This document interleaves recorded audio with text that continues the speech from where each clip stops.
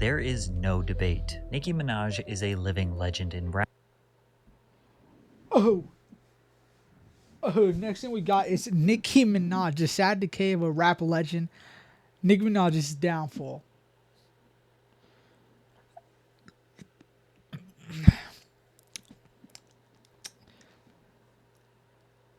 I forgot she was still rapping anyways until Kai Cenat had her on her stream, and that's when I was like, oh, she's still relevant. I thought she fell off like years ago. Then she's beefing with Cardi B and another person, like for no reason. For stuff. Rap. She has over 100 million records sold, 23 top 10 Billboard Hot 100 singles, 3 #1 singles, 3 #1 albums, 148 Billboard Hot 1 entries, making her the #5 of all time, 9 American Music Awards, 12 BET Awards, 8 MTV Video Music Awards, 4 Billboard Music Awards, My 4 gosh. People's Choice Awards, 10 Grammy nominations. Do I really need to keep going because her list of accolades is long? Bro, that's if a Nicki lot. Minaj quietly bowed out of the spotlight, we would all hold her in high regard as one of the most dominant and well-respected female artists of all time. But she ruined that. Her continuous self-sabotage, close associations with sexual predators, and patterns of embarrassing behavior has led to even her most diehard fans questioning the rapper's legacy. Once we dive into her history, you will start to wonder if she is trying to destroy her reputation on purpose, because her words and actions will leave any sane person dumbfounded. But the true beginning of Nicki's decay started in 2017, when one rapper exposed her so badly that the tide began shifting against Minaj. For 7 years in a row, 2010 to 2016, Nicki won the BET Award for Best Female Hip Hop Artist. It's almost like she was the only female rapper. Obviously she wasn't, but to hip hop fans it kind of felt like that. Now sure, over the years she had some beef with other female artists, like Lil' Kim, Mariah Carey, Iggy Azalea, and even Miley Cyrus. And now, back to this that had a lot to say about me the other day in the press. Miley, what's good? But none of these feuds had any real negative impact on Nicki's career, especially when you compare them to Remy Ma, who was the first rapper to successfully break down Nicki Minaj. When Remy Ma was incarcerated in 2007, she left behind massive shoes in the female rap scene that Nicki arguably filled. Minaj cemented her name in rap history throughout the next couple of years, being dubbed the Queen of Rap, among other illustrious titles. When Remy was released from prison in 2014, the female rap scene had changed drastically, and she was nowhere near as relevant in the eyes of music listeners. But Remy still gave Minaj her props. What I can say is that she's a wonderful woman, and she's on the same page with me, like that there's no need to try to tear somebody down. I can say what I said.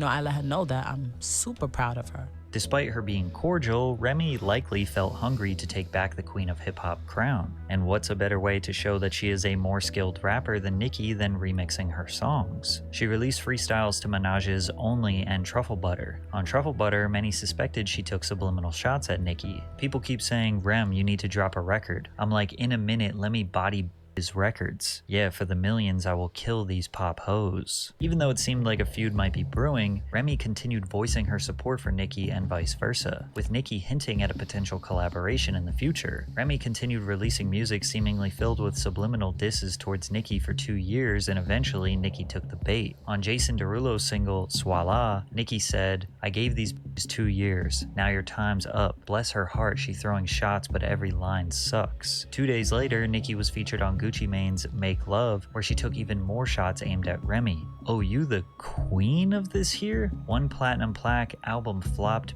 where?" This was clearly aimed at Remy, who consistently called herself the queen of NYC. But Remy comes from a class of hip-hop MCs that don't take disses lightly. Damn. So she clapped back at Nicki with a full-fledged cutthroat diss track. Sheether was Remy's 2017 remix of Nas's diss track on Jay-Z titled Ether, which is widely regarded as one of the most iconic hip-hop diss tracks of all time. Like Nas, Remy delivered a barrage of scathing insults and criticisms aimed at Nicki, attacking everything from her appearance to her credibility ability as an artist. She claims that Nicki had sex with Lil Wayne, Drake, Trey Songz, Ebro, Gucci Mane. She claims that Nicki's butt implants popped, which led to a downfall in her and Meek Mill's relationship. She also said that Nicki was influencing girls to get BBL surgeries, which have resulted in numerous deaths while under the knife. She claimed that Nicki uses ghostwriters and even hard drugs. She also criticized Nicki about her support for her brother, who is a convicted pedophile. At this point in her career, Nicki seemed invincible. My she had never been gosh. directly attacked at this magnitude by another female rapper. People patiently that's some awaited wild to hear attacking Nicki's right there. response, with many thinking it would be one of the greatest diss tracks of all time, but she choked and barely responded. Trying to act unimpressed by the response, Nicki took to Instagram and posted a now deleted screenshot of an article referencing Fat Joe and Remy Ma's album opening week sales, which is the stereotypical response for a more popular rapper to brag about sales numbers while avoiding the serious accusations. She also posted audio of Beyonce referencing her as a rap queen.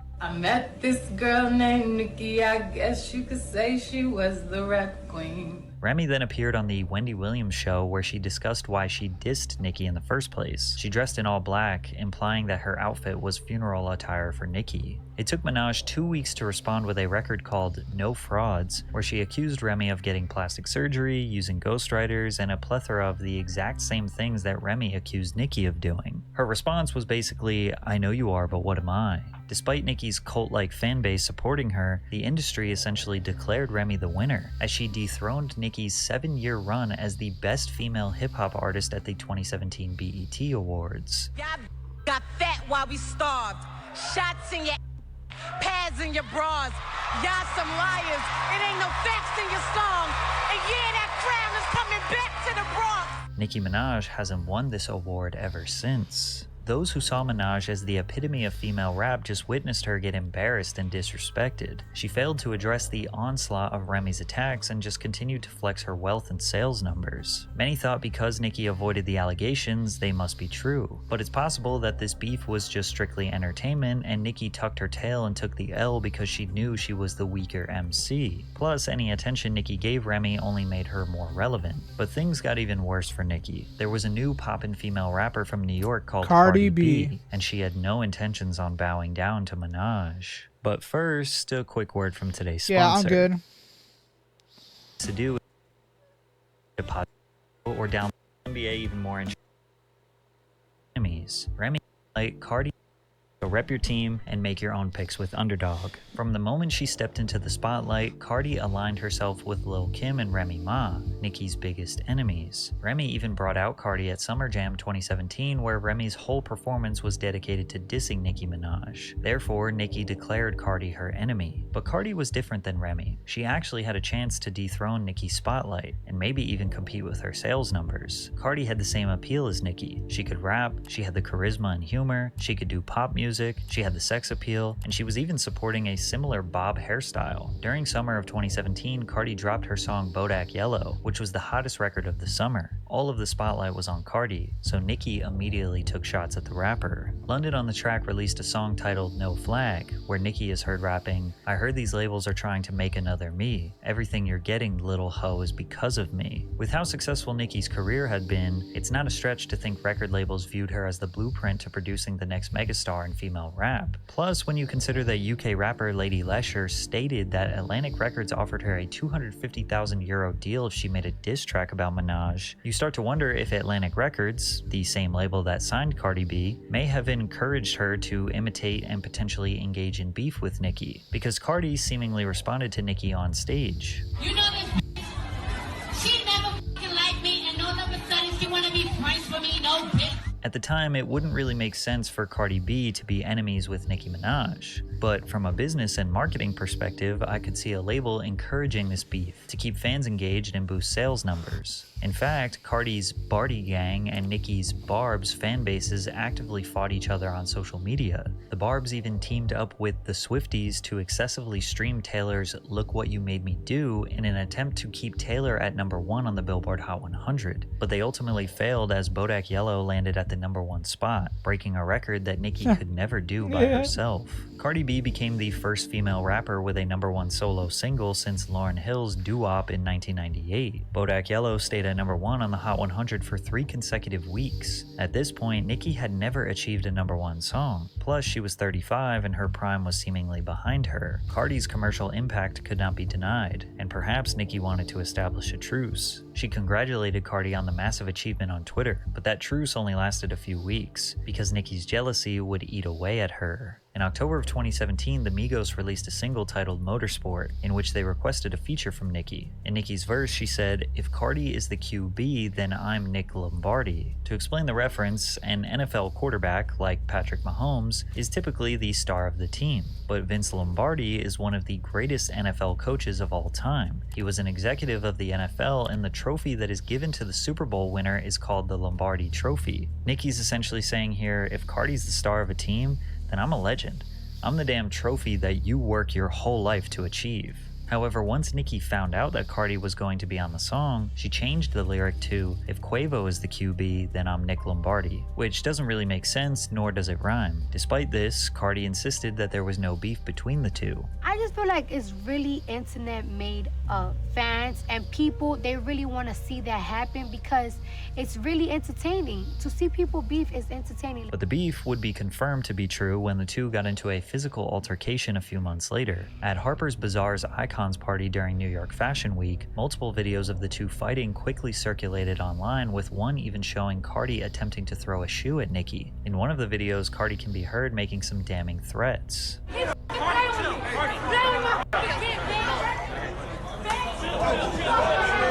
Cardi was later seen exiting the venue with a massive bump on her forehead. Nicki said she was embarrassed about the whole situation. The other night, I was a part of something so mortifying and so humiliating. Then Cardi responded with, How you say that I was the wild animal, that I attacked you, that you was mortified, that you was humiliated, playing the victim, but now you're the gangster? You need to pick a side. Do you want to be the victim or do you want to be the gangster? You lie so much you can't even keep up with lies. Cardi posted her reasoning behind the attack the following day. She accused Nicki of trying to blackball her, intimidate her, and worst of all, speaking ill of her child. Everyone took Cardi's side, since they understood that defending their children is important. However, Nicki vehemently denied that she ever spoke bad about Cardi's daughter. She also called out Cardi's hypocrisy by revealing old Instagram screenshots where Cardi repeatedly attacked a mother whose son died. She also referred to the deceased child as a monkey. Cardi also accused Nicki of trying to interrupt or ruin her financial opportunities, money that would help her feed her family. So Nicki again called out Cardi's hypocrisy. Now we gonna get into some things because I'm tired of people lying on me. Now you want to talk about stopping bags, but it's two innocent girls in a strip club right now that ain't did nothing but go to the strip club and get money. Now they can't get no money, so who's stopping bags? Cause you got grown-ass men showing up to where the they at and where they work at. They can't feed their kids, they can't feed their family. You mad at a woman for what a man is doing. And that's the problem with so many black women and women, period. Oh, cause she not black, cause she refers to you black women. Oh, we got the receipts for that too. FYI, she refers to black women as monkeys and roaches. Roaches!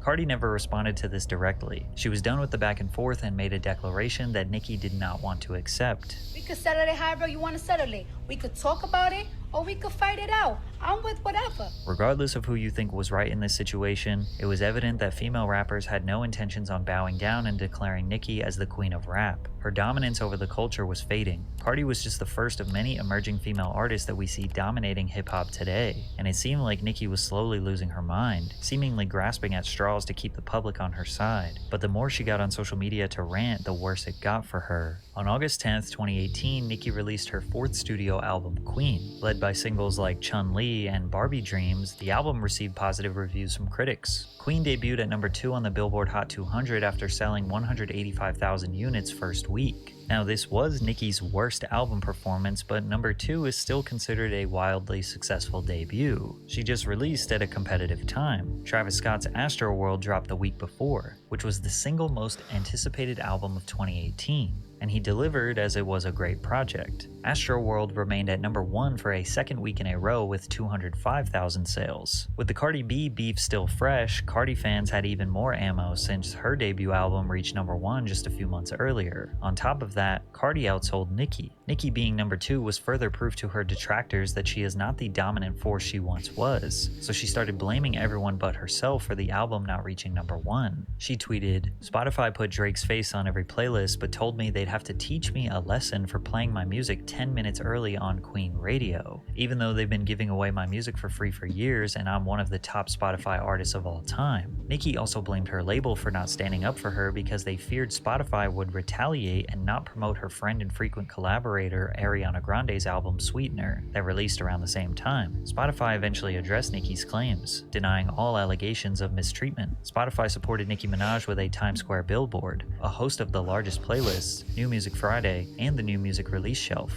A representative for Spotify told Business Insider, her song Bed actually saw an increase based on the promotions put behind the campaign. The company continues to be big fans of Nicki. After Spotify proved her wrong, Nicki could no longer blame them, so she shifted her anger towards Travis himself. "I put my blood, sweat, and tears in writing a dope album only for Travis Scott to have Kylie Jenner post a tour pass telling people to come see her and Stormy. I'm actually laughing." For context, Kylie Jenner promoted Travis Scott's online store to Instagram with the caption, "Me and Storm ready for tour," to which Nicki claims that Travis sold 50,000 album units because of Kylie's promotion. All purchases of his t-shirts, hoodies, hats, and keychains automatically came with a digital download of Astroworld, which counted as one album sale even though the buyer is not required to actually download or listen to the album. This has been a common strategy for artists to exploit the Billboard charts for over a decade. What we not gonna do is have this auto-tune man coming up here selling fucking sweaters Dang, and telling y'all auto-tune he man? sold 500,000 fucking albums, because he didn't. And it's a lot of rappers behind the scene that want to talk about it and they're scared. You're a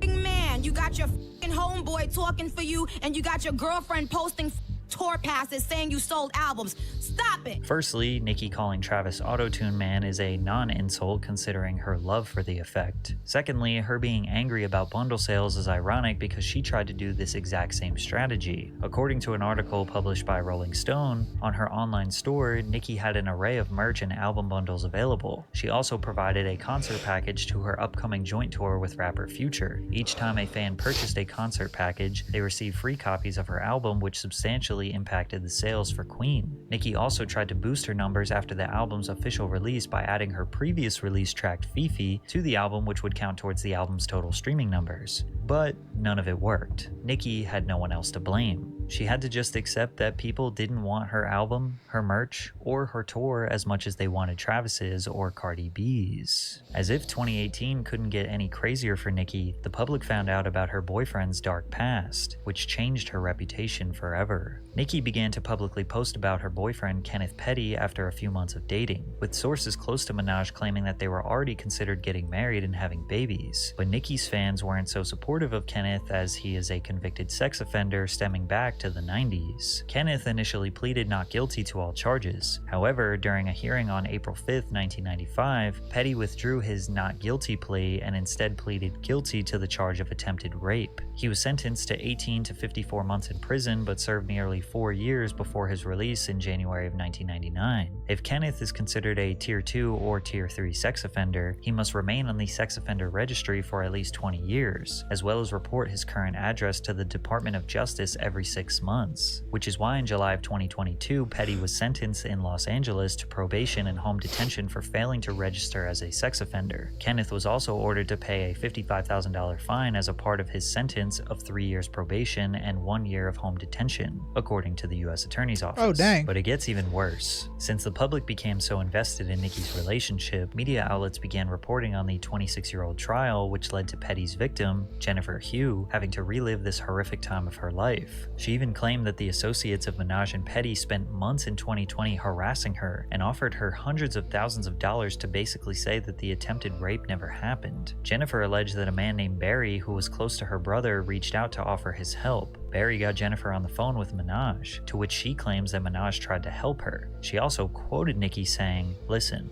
I just need you to know, woman to woman, this really happened. Jennifer was confused. Why would Nicki Minaj want to help her husband's victim? Well, if Jennifer were to say that the 1995 case was a lie, then Nicki's reputation to the public might be saved. Barry allegedly parked in a car outside her house. Jennifer said he offered her $20,000 in cash if she agreed to sign a letter he'd typed that stated she lied about her assault. Jennifer refused any and all offers of financial compensation to change her story. Jennifer became even more fearful when she received a call from her brother asking if she was okay. He told her that their cousin had called him again, and that this time he sounded terrified, telling them that they knew where she lived. Jennifer moved and changed her phone number as she feared for her safety. She did not know who was looking for her, but she did not want to take any chances. She ended up moving 3 times over the course of a couple years. She believes that she was being intimidated, stalked. Also, she could change her story and clear Petty's name to the public. But she stayed strong and refused to give in. She actually ended up suing the Pettys for $20 million for her claims she endured a relentless campaign of bribery, intimidation, harassment, and stalking. But then Petty accused Hugh of going out of her way to publicly shame him. Jennifer even went as far as releasing never-before-seen photos from 1994 with bruises on her neck and body after the assault. Jennifer said, "When I was 16, nobody believed me, and now it feels the same. It feels like I'm fighting for my character." Petty and Minaj's legal teams denied all accusations and are more than ready to defend themselves in court. Since Minaj hasn't directly responded to these allegations, it's impossible to say she is guilty of bribery and intimidation. Not responding is probably the smartest thing Nicki has ever done. But even if the truth comes out that she never intimidated this woman, fans still wonder why out of all people Nicki chose to be with, she landed on Kenneth Petty. After all, this wasn't his only crime. Petty was also responsible for the shooting death of Lamont Robinson in 2002. The original charge was murder in the second degree, but following a plea bargain, he pled guilty to manslaughter, to which he was sentenced to 10 years in federal prison for. TV host Jesse Palmer aired a segment on Daily Mail TV regarding Nicki's relationship where he said that Nicki's fans were, quote, worried because this isn't the first time Nicki Minaj has defended a sex offender. He then clarified that Nicki had allegedly been supporting her brother while This is crazy, dog. That he was behind bars. Nicki proceeded to have an outburst on Instagram, saying, "You just lied on me on national television and now you're being sued. You better be able to back up what you just said about me with facts." She followed up with another tweet saying that the reporter was going to jail for repeating extremely public information. Nicki would have 100% lost this lawsuit since it was public knowledge that Nicki was supporting her brother during his trial. Because if you don't know, Nicki's husband isn't the only one guilty of sex crimes. Her brother Jelani Mirage was sentenced to 25 years to life in prison for predatory sexual assault against a child. Authorities arrested Jelani in connection with the case in December of 2015 after he was accused of repeatedly R-wording his stepdaughter, beginning when she was just 11 years old. According to Gossip, Jelani was an employee for Nicki at the time. While in custody, he suffered from an unknown medical condition that required him to be arranged at Nassau University Medical Center. According to the New York Post, Nicki Minaj promptly paid her brother's $100,000 bail, using 2 of her houses in Baldwin, Long Island as collateral. According to a source close to Nicki, she was prepared to do anything for her brother. Nicki was willing to give up any asset to ensure she had enough money to protect her brother. A grand jury in New York's Nassau County indicted Jelani Mirage on felony sexual assault against a child in April of 2016. He was also indicted on 2 felony counts of sexual conduct against a child and endangering the welfare of a child. He pled not guilty to the charges, asserting his innocence and denying the charges brought against him. Since he pled not guilty, Jelani sought to have the prosecution prove the case against him beyond a reasonable doubt during the trial in October of 2017. Although Nicki never commented publicly on the charges against Jelani, his attorney, David Schwartz, told media outlets that Nicki may attend part of her brother's trial and supports him 100%. In November of 2017, Nassau County Court found Jelani Mirage guilty of predatory sexual assault. And you might as well just add rapper Tekashi 6ix9ine to the Nicki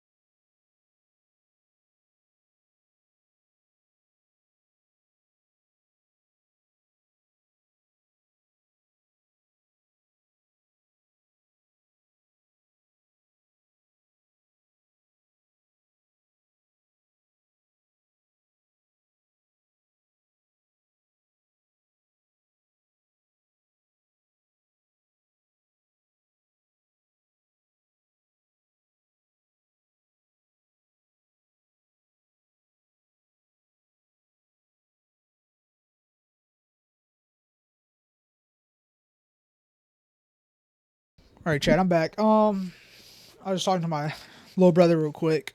All right, let's finish this. We got like 10 minutes left.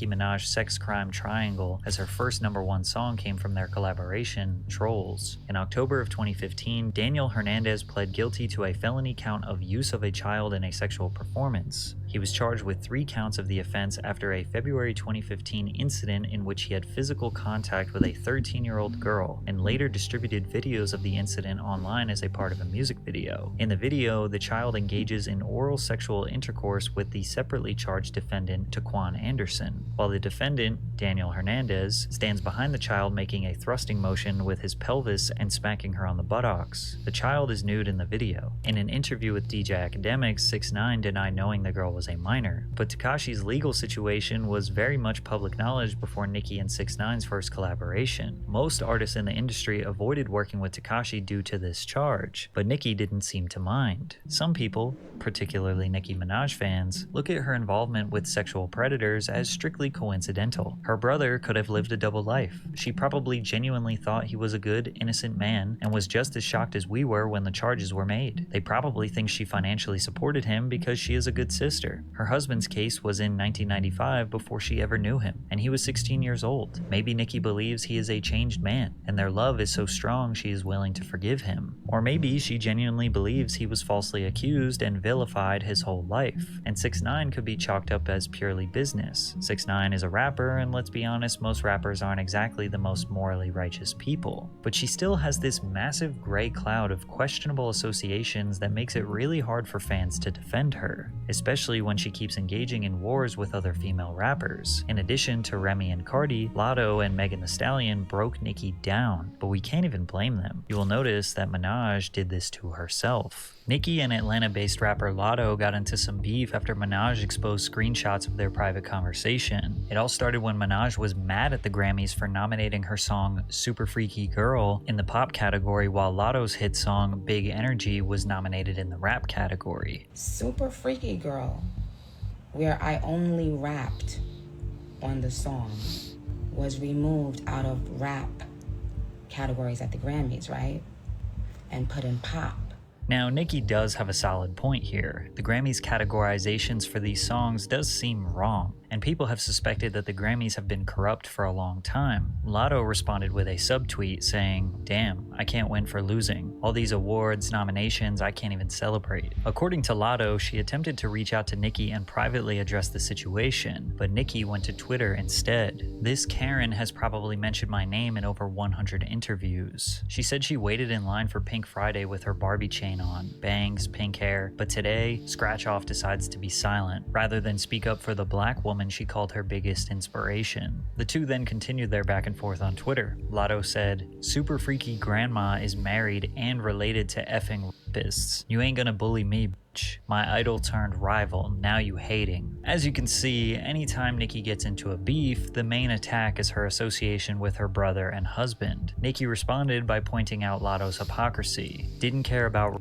when she was begging for features. Didn't care about Kodak's past. Didn't care about the accusations made about Dr. Luke, who produced Big Energy. Newsflash, Scratch Off. I've never raped anyone. I've inspired millions. You're one of them, bozo. To be clear, Latto never accused Nicki of R-wording anyone. She said married and related. The public took Latto's side and looked at Nicki as a bitter old bully mad at the young rising star who won the BET Award for Best Female Hip-Hop Artist over Nicki. But Nicki's beef with Latto is minor compared to how she embarrassed herself trying to attack Megan Thee Stallion. Megan was the one female rapper that Nicki didn't immediately make enemies with. After connecting on Instagram Live, the two collaborated on Megan's single, Hot Girl Summer, in 2019, which became a huge hit. They even shot a music video together and seemed to be on friendly terms for the short years that followed. But in 2021, Minaj unfollowed Megan on Instagram, sparking rumors that their friendship was heading south. On an episode of her Queen radio show the following year, Minaj recalled an encounter between them that shifted the status of their friendship.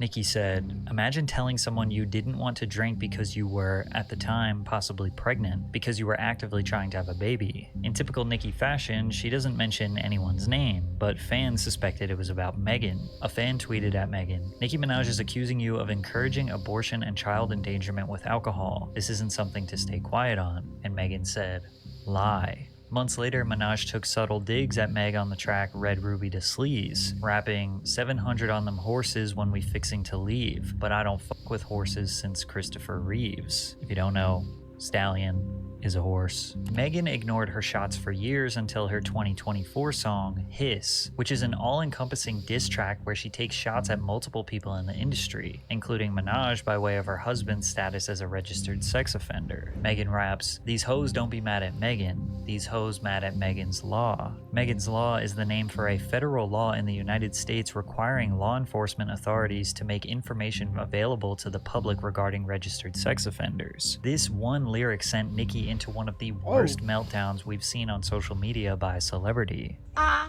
don't care. Bitch. I dare you. I fucking dare you, bitch, to say one more thing about my fucking family, ho. Bullet fragment foot, bitch. Bullet fragment, she a bullet fragment, bitch. Now listen here, ho.